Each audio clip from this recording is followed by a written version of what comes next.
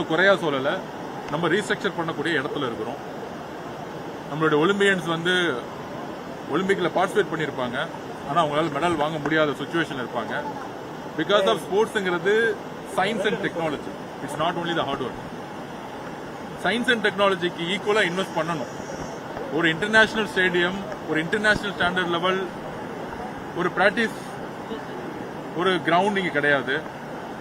இங்கிருந்து பிளேயர்ஸ் எல்லாமே ஃபாரின்ல போய் தான் பிராக்டிஸ் பண்ணிட்டு இருக்காங்க. நம்ம கிட்ட இன்ஃப்ராஸ்ட்ரக்சர் கிடையாது, ஒரு ரீஹாப் சென்டர்ஸ் கிடையாது, டயட் பிளான்ஸ் கிடையாது. இன்னும் ஸ்போர்ட்ஸ் ஹாஸ்டல்ல நான் முதல் நாள் பார்க்கும்போது ஒரு இட்லி ஒரு முட்டை மட்டும் தான் சாப்பிட்டுட்டு இருந்தாங்க.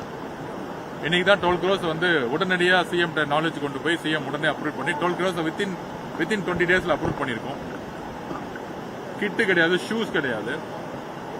இதெல்லாம் இந்த வித்தின் 20 days 12 crores வந்து அப்பாயின்மெண்ட் எக்ஸ்ட்ரா வந்து இன்னைக்கு வந்து சாங்ஷன் பண்ணி இன்னைக்கு வந்து ஜியோ நேற்று வெளியிட்டிருக்கோம். இது ஸ்போர்ட்ஸ் ஹாஸ்டலுக்கு. தமிழ்நாடு முழுவதும் அதிகமாக ட்ரக்ஸ் கல்ச்சர் இருக்குன்னா யூத் வந்து விளையாடணும். முன்னாடி பார்த்தீங்கன்னா மெரினா பீச்சில் விளையாடுவாங்க பசங்க, ஆனால் மெரினா பீச்சில் விளையாட முடியாது, கிரவுண்டும் கிடையாது.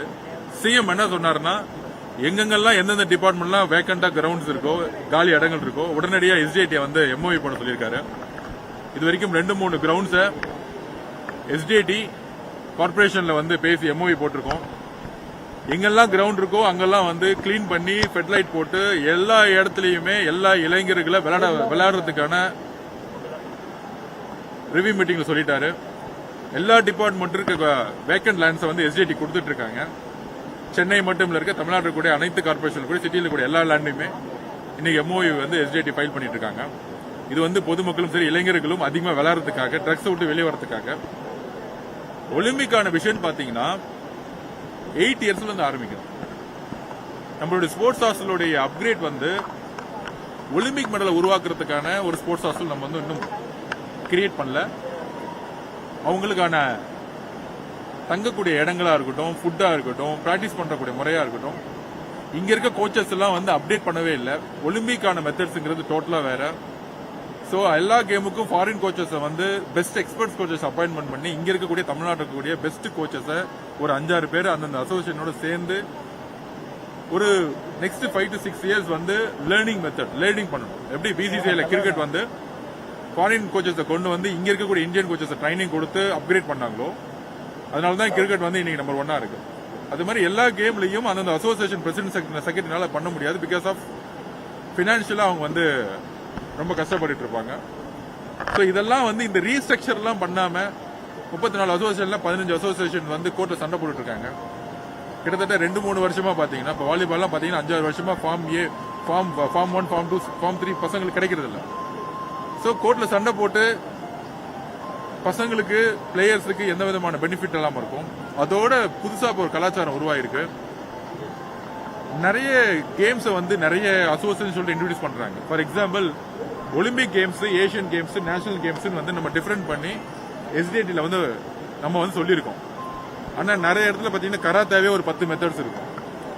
இதெல்லாம் வந்து பொதுமக்கள் கிட்ட, முக்கியமாக பெட்ரோல் கிட்ட, அதுவும் குழந்தைகள் வந்து ஸ்போர்ட்ஸ் விளையாடணுங்கிற இடத்துல இது மாதிரி நான் ரெகனைஸ்டு கேம்ஸ் வந்து இன்ட்ரோடியூஸ் பண்றாங்க. இவங்க விளையாண்டுட்டு என்ன பண்றாங்கன்னா 12th வரும்போது மெடிக்கல் சீட் கிடைக்கல, இன்ஜினியரிங் சீட் கிடைக்கல, கவர்மெண்ட் அப்ரூவ் பண்ணலன்னு சொல்லிட்டு ஒரு 10 வருஷம் கழிச்சு தான் தெரியுது.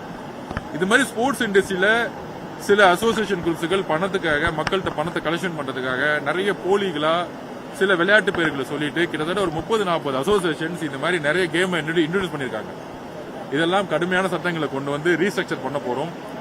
8 yearsல இருந்து 18 yearsங்கிற ஒரு கான்செப்டை, ஒலிம்பிக் மெடலுக்கான கான்செப்டுக்கு ஒரு 10 ஒலிம்பிக் அகாடமிஸை இன்டர்நேஷனல் சென்டர் உருவாக்கணும். ஃபாரின் கோச்சஸ் அப்பாயின்மெண்ட் பண்ணணும். இந்தியன் தமிழ்நாடு கோச்சஸை வந்து அதை உருவாக்கணும். அதுக்கான இன்வெஸ்ட்மெண்ட்ஸ் வேணும். ஒலிம்பிக் சிட்டி திருப்பூரூர்ல ரீடிசைன் வந்து பிளான் பண்றதுக்கு ஒர்க் பண்ணிட்டு இருக்கோம் ஆக்சுவலா. ஸோ இதெல்லாம் ஃபுல் ஃபோக்கஸா லாஸ்ட் 30 days முன்னாடி செக்ரட்டரியேட்ல வந்து ஸ்போர்ட்ஸ் மினிஸ்ட்ரியோட ஒர்க்ஸ், அட்மினிஸ்ட்ரேஷன் ஒர்க் நடந்துட்டு இருந்துச்சு. இப்போ வந்து நேரு ஸ்டேடியத்தில் ஸ்போர்ட்ஸ் மினிஸ்ட்ரியோடைய ஒர்க்கை வந்து மாத்திருக்கோம். 6 மணிக்கு அஸ் ஸ்போர்ட்ஸ் மினிஸ்டர் நான் அங்கே இருப்பேன். பிளேயர்ஸோட வந்து இன்டராக்ஷன் முடிச்ச பிறகு 7 o'clock principal secretary and member secretary இங்கே வந்துடுறாங்க. 7 to 10 ஸ்போர்ட்ஸ் மினிஸ்ட்ரியோட ஒர்க் நேரு ஸ்டேடியத்தில் வந்து ஃபங்க்ஷன் லாஸ்ட் 30 days நடந்துட்டு இருக்கு. ஸோ 10க்கு அப்புறம் வந்து செக்ரட்டரியேட் என்னுடைய பணி இருக்கு. ஸோ அதனால மெடலை உருவாக்கணும்னா this not in next 3 years 4 years ambitions. இப்ப இருக்கக்கூடிய எல்லா இன்டர்நேஷனல் ஸ்கீம்ஸ்ல கொண்டு வந்து இன்டர்நேஷனல் ஸ்டாண்டர்ட் லெவல்ல ட்ரைனிங் மெத்தட்ஸ் பண்றதுக்கு நம்ம ஃபாரின் அமைச்சிருக்கோம். உடனடியாக நேஷனல் மெடல் எடுத்து அவங்களுக்கு தேவையானதை நம்ம செஞ்சிருக்கோம். ஆனா நம்பர் 1, நம்பர் 2, நம்பர் 3 வேர்ல்ட் லெவலில் கொண்டு வரணும்னா நம்மளுடைய என்டையர் பாலிசிஸையும் ரிஃபார்ம்ஸையும் மாற்றணும். கூடிய விரைவில் மாண்புமிகு முதலமைச்சர் CM அவர்கள் தமிழ்நாட்டுக்கான புது ஸ்போர்ட்ஸ் பாலிசியை கூடிய விரைவில் அனௌன்ஸ் பண்ணுவாரு. அதுல தமிழ்நாட்டில் ஸ்கூல் எஜுகேஷன்ல கிட்டத்தட்ட 6000 பிசிக்கல் டீச்சர்ஸ் இருக்காங்க. ஸோ மேக்ஸ் டீச்சருக்கும் சயின்ஸ் டீச்சருக்கும் எப்பயுமே ஒரு விஷயம் ஃபிக்ஸ் பண்ணுவாங்க. ஆனா ஸ்கூல் எஜுகேஷன் டிபார்ட்மெண்ட்ல ராஜ்மோகன் சார் கிட்ட பேசி அவங்களுக்கான ஒரு விஷயம் ஃபிக்ஸ் பண்ணணும். அவங்க மூலியமா நிறைய ஸ்டூடெண்ட்ஸ் ஸ்கூல் லெவலில் கொண்டு வந்து ஒலிம்பிக் அகாடமியில் சேர்க்கணும். ஸ்கூல் எஜுகேஷனும் ஹையர் எஜுகேஷனும் ஸ்போர்ட்ஸ் டிபார்ட்மெண்ட்டும் சேர்ந்து ஸ்போர்ட்ஸை வந்து ஸ்கூல்லேயே கொண்டு வரணும் அப்படிங்கிறது தான். அப்போதான் வந்து 13, 14, 16, 18 வயசுலலாம் இந்த ட்ரக்ஸ் கல்ச்சருங்கிறது வந்து நம்ம ஒழிக்க முடியும். அதுக்கான எல்லா விதமான ரீஸ்ட்ரக்சர்ஸை வந்து எல்லா மினிஸ்டரும் சேர்ந்து ஒர்க் பண்ணிட்டு இருக்கோம். உறுதியாக 8 to 18 எங்களுடைய விஷன், ஒலிம்பிக் மெடல்ங்கிற விஷன் உடனடியாக தொடங்கும். அதுக்கான எல்லா விதமான பயணிகளும் நாங்கள் செஞ்சிருக்கோம். Elite scheme, mission international medal ஸ்கீம்லாம் இருக்கு. சோ அதெல்லாம் இண்டிவிஜுவல் கேமுக்கு மட்டும்தான் நம்ம வந்து இல்ல எல்லா கேமுக்கு எல்லா கேமுக்கும் இருக்கு எல்லாருமே இருக்காங்க. லாஸ்ட் 2 ஒலிம்பிக்ஸ்ல ஹாக்கில இந்தியா பிரான்ஸ் மெடல் வின் பண்ணிருக்கு. ஆனா ஒரு தமிழ்நாடு பிளேயர் கூட இல்ல. சோ இங்க வாங்கின முக்காவாசி ஒலிம்பியன்ஸ்ல ஹாக்கி பிளேயர்ஸ் தான் அதிகமாக இருந்தாங்க.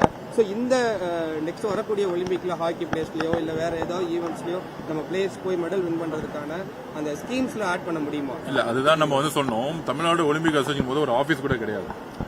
இப்ப கர்நாடகா போனீங்கன்னா பாத்தீங்கன்னா கர்நாடக ஒலிம்பிக் பவன் ஒன்று இருக்கும், ஒரு ஆபீஸ் ஃபங்க்ஷன் ஆயிட்டு இருக்கும். ஸோ இங்க உடனடியா இங்க இடம் பார்த்துட்டு இருக்கோம். தமிழ்நாடு ஒலிம்பிக் அசோசியேஷனுக்கான முதல் ஒரு ஆபீஸ் ஸ்ட்ரக்சர் கொடுக்கணும். 36 அசோசியேஷனுக்கு முதல் ஒரு ஆபீஸ் கொடுத்து அவங்களுக்கான இன்ஃப்ராஸ்ட்ரக்சர் நம்ம கொடுக்கணும். இப்ப பாஸ்கெட் பால்னா ஒரு 4 கிரவுண்டை வந்து அசோசியேஷன் கொடுத்தாதான் அவங்க பிராக்டிஸ் பண்ண போக்கஸ் பண்ணுவாங்க. இந்த மாதிரி அசோசியேஷனுக்கு கவர்மெண்ட் பக்கத்துல இருந்து எந்த விதமான இன்ஃப்ராஸ்ட்ரக்சர் இது வரைக்கும் பண்ணி கொடுக்கவே இல்லை. இப்ப நீங்க கர்நாடகா போனீங்கன்னா பேட்மிண்டன் அசோசியேஷன் பாத்தீங்கன்னா தனியா ஒரு பில்டிங்கை வந்து கட்டி கொடுத்து அந்த ஆபீஸ் அங்கதான் ஃபங்க்ஷன் ஆகும். அதுல வந்து கவர்மெண்ட் மானிட்டரிங் பண்ணும். So infrastructure, monitoring, financial support இது எல்லாமே SDATயும் அசோசியேஷனும் சேர்ந்து ஒர்க் பண்ணக்கூடிய ஒரு டைமா இருக்கும். கூடிய சீக்கிரத்துல நீங்க சொல்ற மாதிரி டீம் கேம்ல இருக்காங்க, பாஸ்பால் பிளேயர்ஸே வந்து எலெக்ட் கேம்ல இருக்காங்க. சோ அதனால வந்து இது என்டையர் நியூ ஸ்ட்ரக்சர் வந்து ஸ்போர்ட்ஸ் டிபார்ட்மெண்ட்ல பண்ண வேண்டிய ஒரு முக்கிய பொறுப்புல இருக்கிறோம். அதை நாங்க பண்ணிட்டு இருக்கோம். கிரவுண்ட்ல வந்து நிறைய கமர்ஷியலுக்கு நம்ம கொடுத்துக்கிட்டு இருக்கோம். இப்ப நேரு ஸ்டேடியத்திலேயே நிறைய ஆடியோ லான்ச்சஸ் தான் நடந்திருக்கு. லாஸ்ட் 5 இயர்ஸ்லாம் டீம் ஈவென்ட் நடந்ததை விட ஆடியோ லான்ச்சஸ் தான் நடந்திருக்கு. சோ அது இனிமேல் இல்ல இப்ப ECRல வந்து அதனாலதான் வந்து நான் விசிட் பண்ணேன். ECRல வந்து கலைஞர் பன்னாட்டு மையம்ங்கிறது ஓபன் பண்ணிட்டு இருக்காங்க. 15,000 பேர் ஆல்மோஸ்ட் 30-40% ஒர்க் முடிஞ்சிருக்கு. 15,000 பேர், 5,000 பேர், 10,000 பேருங்கிற கான்செப்ட், அதாவது சினிமா நிகழ்ச்சிகளோ வேற கமர்ஷியல் ப்ராஜெக்ட்ஸும் நம்ம கொண்டு போகலாம். அப்படி கொண்டு வரும்பொழுது உடனடியாக மாண்புமிகு CM கவனத்துக்கு கொண்டு வந்து ஸ்போர்ட்ஸோட இடத்த ஸ்போர்ட்ஸ் மட்டும் பயன்படுத்தக்கூடிய ஒரு பிளானை வந்து கண்டிப்பா உருவாக்கும். சார், பெரும்பாலான பள்ளிகள்ல போன ஆட்சியில வந்து நடந்த ஃபார்முலா ரேசிங்ல ஒரு தனிப்பட்ட தனியார் நிறுவனம் வந்து பல கோடி ரூபாய் வந்து பெனிஃபிட் அடைஞ்சிருக்கான்னு சொல்றாங்க. அந்த கணக்கெல்லாம் நீங்க ஆடிட் பண்ணுவீங்களா? போன ஆட்சியில நடந்த ஸ்போர்ட்ஸுக்கு ஸ்பெண்ட் பண்ண கணக்கெல்லாம் ஆடிட் பண்ணுவீங்க? கண்டிப்பா எல்லாமே இப்ப ஸ்போர்ட்ஸ் மட்டும் இல்ல, எல்லா டிபார்ட்மெண்டோடைய ரீஆடிட்டிங் ஒர்க் நடந்துட்டு இருக்கு. கண்டிப்பாக கிராஸ் ரூட் லெவல் ஒலிம்பிக்ஸ் மெடலுக்கான ரீஸ்ட்ரக்சருக்கான ஒர்க்குக்கான இன்ஃப்ராஸ்ட்ரக்சருக்கான ஸ்பெண்டிங்கே நம்ம பண்ணல ஆக்சுவலா. அதனால பொதுவா அந்த ரேசிங் மாதிரி இருக்கக்கூடிய இடத்துல இப்ப அவங்க பண்ண பிரைவேட், அது வந்து நாட் அத்தாரிட்டியான ஒரு இன்டர்நேஷனல் ஃபெடரேஷன் நடத்தக்கூடிய ஈவெண்ட் கிடையாது. அது ஒரு பிரைவேட்டா நடத்துறது. அந்த மாதிரி ஈவெண்ட்டுக்கு 40 crores 41 crores கவர்மெண்ட் செலவு பண்ண வேண்டிய அவசியம் இல்லைங்கிறத நாங்க உணர்ந்திருக்கோம். அது இனிமேட் அது நடக்காது. சார், பெரும்பாலான பள்ளிகள்ல வந்து சில ஸ்போர்ட்ஸுகள்லாம் நிறுத்திடுறாங்க. குறிப்பா வந்து ஸ்கூல்ல இருந்து 6வது 8வது 12வது வரைக்கும் இந்த ஜோனல், டிஸ்ட்ரிக்ட், டிவிஷனல், அதுக்கப்புறம் ஸ்டேட் எல்லாமே மேட்ச் எல்லாம் நடக்குது. அது வந்து ஒரு சில போட்டிகள் நிறுத்தப்படுது. குறிப்பா த்ரோபால்னு ஒரு கேம் ஒன்று இருந்தது. அந்த கேம் ஸ்டேட் லெவல் வரைக்கும் இருந்தது. தமிழ்நாடு கவர்மெண்டே நடத்துனுச்சு. ஆனா அந்த கேம் வந்து பல பள்ளிகளில் நிறுத்தப்பட்டிருக்கு. குறிப்பா அந்த கேம் பர்டிகுலரா பொறுத்த வரைக்கும் ஒரு அங்கீகாரம் கிடைக்கல. ஏன் சொல்றேன்னா, நானே 5 தடவை நேஷனல் மேட்ச் விளையாண்டுருக்கேன், எனக்கே ஒரு அங்கீகாரம் கிடைக்கல. அந்த கேமுக்கு நீங்க என்ன பண்ண போறீங்க? அதாவது ஒரு பிளேயர் வந்து ஒரு கேமை சூஸ் பண்ணும்போது அவங்க எங்க as a ஸ்போர்ட்ஸ்மேனா நான் சொல்றேன். நான் இப்ப வந்து பாஸ்கெட்பால் விளையாடுறீங்க, அத்லெட்டிக்ஸ் பண்றீங்க, ஸ்விம்மிங் பண்றீங்க, ஒலிம்பிக்ஸ் வரைக்கும் நீங்க வந்து 8 இயர்ஸ்ல விளையாண்டீங்கன்னா போக முடியும். ஸோ தமிழ்நாடுல வெப்சைட்ல கூடிய சீக்கிரம் அனௌன்ஸ் பண்ண போறோம் எது ஒலிம்பிக் கேம்ஸ், எது நேஷனல் கேம்ஸ் வரைக்கும் போக முடியும், எது ஏஷியன் கேம்ஸ் வரைக்கும் போக முடியும், எது காமன்வெல்த் கேம் வரைக்கும் போக முடியும். இந்த மெத்தட்ஸ்ல விளையாண்டா மட்டும்தான் கவர்மெண்ட் ஸ்கீம்ஸ்குள்ள வர முடியும். அதாவது அது ஜாப் ஆப்பர்ச்சுனிட்டியா இருக்கட்டும், இல்ல இன்ஜினியரிங் காலேஜ் கோட்டாவோ, மெடிக்கல் காலேஜ் ஸ்போர்ட்ஸ் கோட்டாவோ, இந்த மாதிரி ஒரு ஒலிம்பிக் கேம்ஸ்ல இருக்கக்கூடிய, ஏஷியன் கேம்ஸ்ல இருக்கக்கூடிய கேம்ஸ்க்கு மட்டும்தான் அப்ரூவ் பண்ண முடியும். அதுதான் வந்து ரூல். ஆக்சுவலா நான் ஒலிம்பிக் கேம்ஸ் நிறைய கேம்ஸ் இருக்கு, அதையும் நம்ம ரெஜிஸ்டர் பண்ண முடியும். அதை வந்து என்ன பண்ண முடியும்னா, நீங்க ஒரு கல்ச்சுரல் கேம்ஸ் ஆகவோ இல்ல ஃபிட்னஸ் கேமாவோ தான் நம்ம கொண்டு போக முடியும். ஏன்னா ஒலிம்பிக்ஸ்ல இல்லாத கேம்ஸ் நிறைய அசோசியேஷன்கள் சும்மா ஒரு சொசைட்டில போயிட்டு ஒரு 5000 ரூபாய் 10,000 ரூபாய் கொடுத்து ஒரு அசோசியேஷன் தொடங்கிட்டு நாங்க ஒரு அசோசியேஷன் ஃபங்க்ஷன் பண்ணிட்டு இருக்காங்க. இதை வந்து பொதுமக்கள் கிட்ட நம்ம வந்து சொல்லணும். நான் ஒலிம்பிக் கேம்ஸ் வந்து விளையாண்டா ஃபிட்னஸா இருக்கலாம், ஆனா கவர்மெண்டோட ஸ்கீம்ஸ் வராது.